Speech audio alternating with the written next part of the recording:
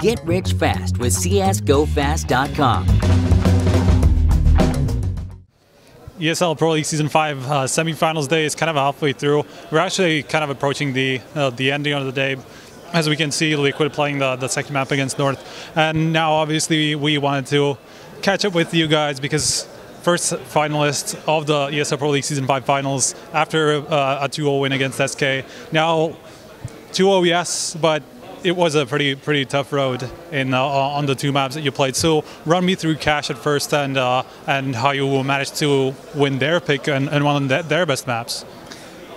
Yeah, Cash is a map they have started playing more and more recently, and they've been doing very good. I think the main difference is that we have much more experience than them because we've been playing Cash against all the top teams for a very long time, back in Envious and now with G2. And yeah, we're pretty prepared, I think. On our city side, we just managed to grind the amount of runs we needed to get to win.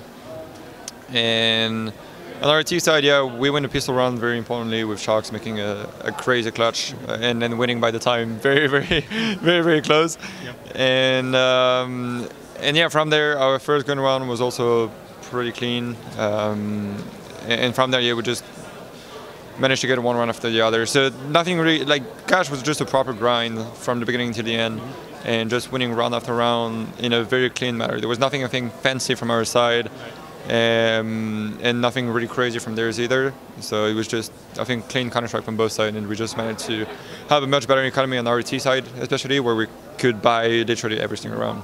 Now, going over to Overpass, you had a pretty good start. I think it was 5-5, but then they basically run through the rest of that half, and it was 10-5 in the end. So maybe talk me through the struggles that you had towards the latter part of the first half. Yeah, I think it was a very tight first half. Yeah. Obviously, we started off very good. And I think we lose against Nico at some point. I'm not 100% sure. Yeah, we lose against Nico at some point, and where they had one weapon and USPs and one P250 or something. And that was literally the start of our downfall on our T side, in the sense that all the rounds were extremely close. They always had 1 or 2 men alive, and we couldn't break them any single time. And I think that's what made that half so hard and so tight. Because if we would have won only one of them, they would have been broken, one force buy and then in complete eco. So yeah, it was very tight, of course. I think that's the only thing we can say, and it could have gone either way very quickly. Now, going over to your city side, obviously a pretty big shutdown, picking up 11 rounds to 2 on SK's T side, which is usually they're actually a really good side for them on Overpass. So talk to me about what were the keys to win the CT side this big? Yeah, I think they played Overpass a little bit less lately. Too many, I guess, focus on Kabul, Cash, those different maps. And so they had to let Train and Overpass a little bit. And yeah, winning the pistol round was pretty much everything for us, because if we lost the pistol round, we don't have the economy, and then it's a big struggle. And the thing is, we're good when we have money.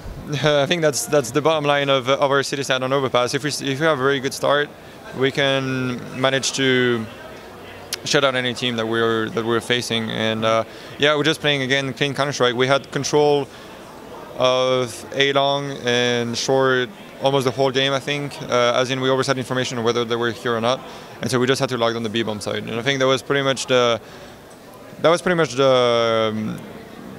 how our city side went, and we managed to win all the retakes on the B and A bomb sites, because we always had one element that was bad for them, in the sense that they always had to check behind them, or they always had to check on the side, and they never had full control of the bomb side. And we just managed to go to their neck and take them down every single time they were on the bomb side. And yeah, I think that was our main strength. We never lost hope, especially after the pistol round. We're constantly very aggressive on their face. Not in the sense that we were pushing every time, but every single time they were making a move, we were making one as well. And I think that was our strength there. Now, talking about yourself individually, obviously you had a really good game on Overpass, especially an overall good semi-final. So I think I noticed this on Twitter where you said that recently you were focusing to maybe have those good maps more often than before. So talk to me about maybe what you changed, what you thought about, or what you've improved on. We've changed some things in a pure CS way, and we changed some positions, which fit more and managed to bring more consistency for the whole team. Aside from that, classic individual practice. that's the combo. Yeah, deathmatch, aim map with the team. That's the classic combo, basically. And yeah, confidence, I guess. I trust my team. I trust everyone in my team. The fact that we can play together. The fact that we have each other's backs, and good understanding in the game from each player, because it is important that each player is comfortable into what they're doing, and that's why we're doing more and more. Trying to find again those positions where every player is comfortable, every player wants to do what they're doing and can do it on a constant basis. And yeah, that's pretty much it. And then just playing good, I guess, at the moment. There's not a billion things that you can do to be good. It's just this. And yeah, on the side as well, something that is made by Astralis mainly, but also working with someone for mental strength and just being able to stay in the zone no matter what happens, whether you win or lose, whether you have a bad or a good game, and again, finding a good level of consistency. Now you had 2 days off compared to the one that everybody else had, really, well, at least the teams that came from quarterfinals. And you know, I know that you have NK here, obviously Schmitt is Schmitt. So how much did this help you maybe beat SK, prepare for them better, as opposed to, you know, having to play them literally the next day or like in 12 hours or something? I think those 2 days were good in the sense that we could relax really after those hard and tough group stages. And we just practiced one day out of the two. And the focus we had was mainly on ourselves. We're trying to bring our own A game and adapt.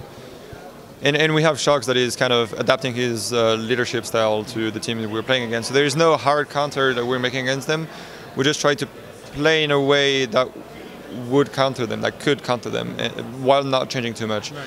And yeah, that's basically what we did, pretty much. We have a great crew. We're 8% here, which is kind of unusual for a CS team. But yeah, it's just putting each player into a level of confidence that will make them play at their best, and being able to have the team consistently playing good together.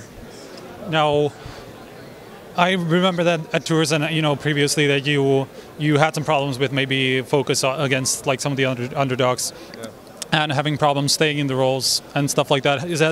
Has this been something that you focused on now that you've been able to get a little bit more practice? Because I know that previously you didn't really have that much, at least compared, I mean, the last couple of weeks, really. It's a bit hard to say because we're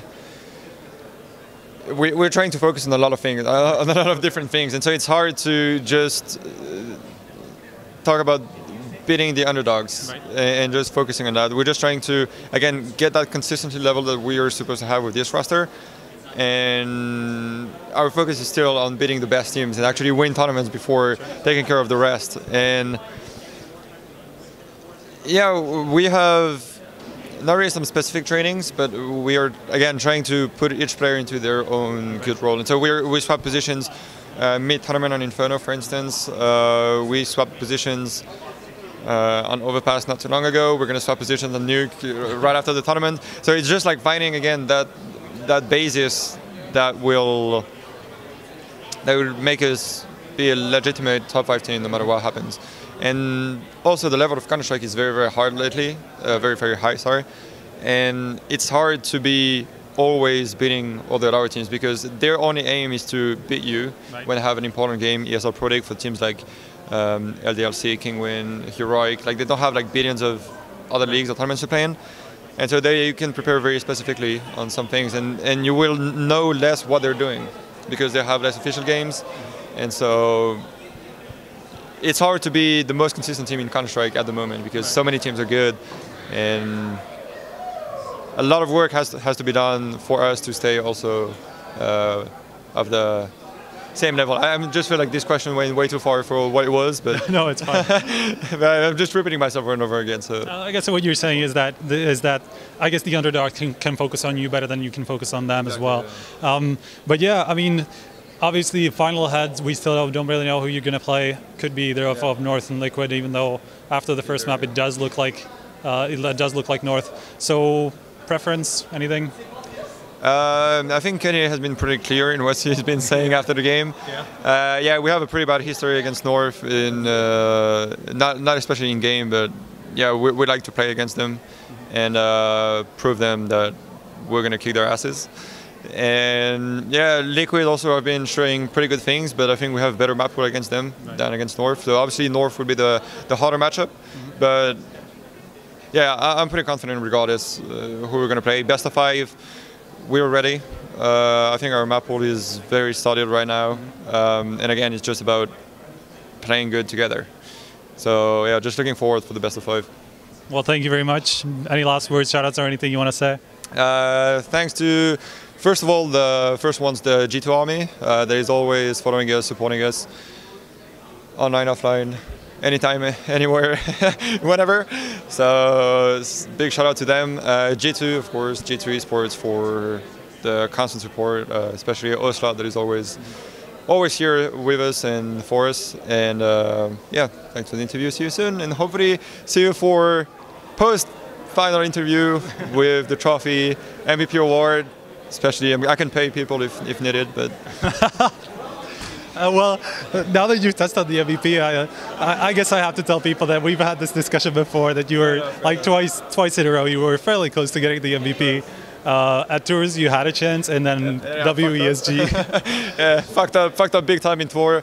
But I mean, it's all in good fun. But just please count the ADR more, okay? I had 20 more ADR in the semifinal than anyone else. Please.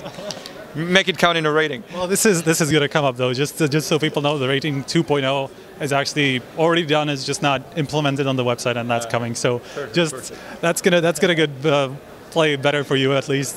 But anyway, yeah. So that was NBK from the first semi-final, basically at ESL Pro League Season 5 finals. The first finalist being G2, and we're going to come back with more interviews. Probably tomorrow. We'll see if we're going to be able to get one today with the other semi-final. So stay tuned to HLTV.org.